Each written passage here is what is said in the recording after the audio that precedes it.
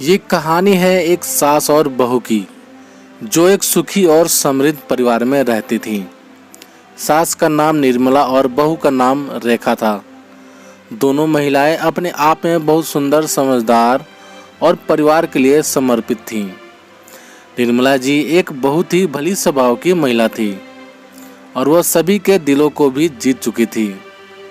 रेखा भी अपने पति और परिवार की सुख शांति के लिए बहुत कुछ करती थी। दोनों ने मिलकर अपने परिवार की खुशियों के लिए एक साथ काम किया। वो दोनों एक दूसरे के साथ बातचीत करने, समझने और एक दूसरे का समर्थन करने में कभी पीछे नहीं हटती थी। वे एक दूसरे के विचारों का सम्मान भी करती और एक साथ मिलकर अपने घर की समस्याओं का समाधान भी करती। दोनों ने बातचीत, समझौता और सम्मिलन को हमेशा महत्व दिया। वक्त के साथ निर्मला और रेखा के संबंध मजबूत होते चले गए।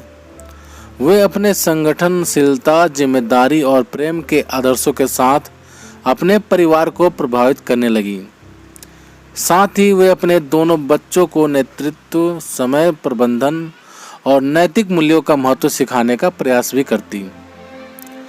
रेखा अपनी सास की देखभाल करने के लिए हमेशा तैयार रहती थी। वो उनकी आवश्यकताओं को समझती थी और उन्हें पूरा करने के लिए उनके लिए समय भी निकालती थी। दूसरी ओर निर्मला जी भी रेखा की मदद करने के लिए हमेशा तैयार रहती थी। एक दिन निर्मला जी को अचानक स्वास्थ्य समस्या हो गई। उसकी सेहत धीरे धीरे खराब हो रही थी। रेखा तत्परता से उन्हें डॉक्टर के पास ले गई और सही समय पर इलाज करवाया। धीरे धीरे सास यानी निर्मला जी का स्वास्थ्य सही होने लगा। समय बीतता गया और परिवार में खुशहाली दिन पर दिन बढ़ती चली गई। निर्मला और रेखा दोनों ने एक दूसरे के साथ आपसी विश्वास और समर्थन का आदान प्रदान किया। वे एक दूसरे के सपनों और उम्मीदों को समझती और उन्हें प्राथमिकता भी देती। निर्मला जी ने रेखा को बहू नहीं बल्कि बेटी के रूप में ही देखती थी। रेखा भी निर्मला जी में अपनी खुद की माँ को देखती। एक दिन रेखा के पति की तबीयत खराब हो गई। वह बीमार पड़ गए और अस्पताल में उन्हें एडमिट करना पड़ा। रेखा ने अपने पति की देखभाल के साथ साथ बाकी सभी कामों को भी संभाल रखा था। उन्होंने बच्चों का, घर का और अस्पताल में अपने पति का अच्छे से ध्यान रखा। इस दौरान निर्मला जी ने पूरी ईमानदारी से रेखा की सहायता की।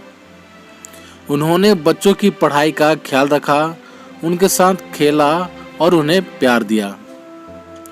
उन्होंने बेटे के इलाज में भी मदद की और उन्हें बीमारी से लड़ने के लिए हिम्मत बढ़ाती रही।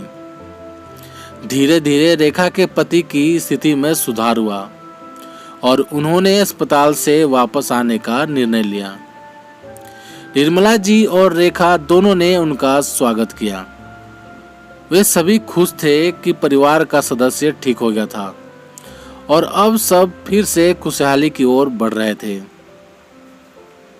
दोस्तों, इस कहानी से हमें यह सीख मिलती है कि जब दोनों सास बहू मिलकर घर की खुशहाली के लिए काम करती हैं और एक दूसरे का समर्थन करती हैं, तो वे हर मुश्किल और समस्या का समाधान कर सकती हैं। संघर्षों, समस्याओं और बदलते समय के बीच यह रिश्ता अद्वितीयता और स्नेह का प्रतीक बन जाता है। सास बहू के रिश्ते में समझौता और सहयोग की भावना होना अधिक महत्वपूर्ण होता है।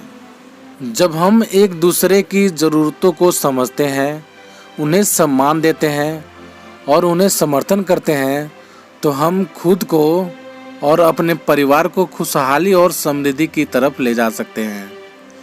यह रिश्ता सिर्फ नाम मात्र नहीं, बल्कि विश्वास, प्यार और सहयोग की नींव पर आधारित होना चाहिए।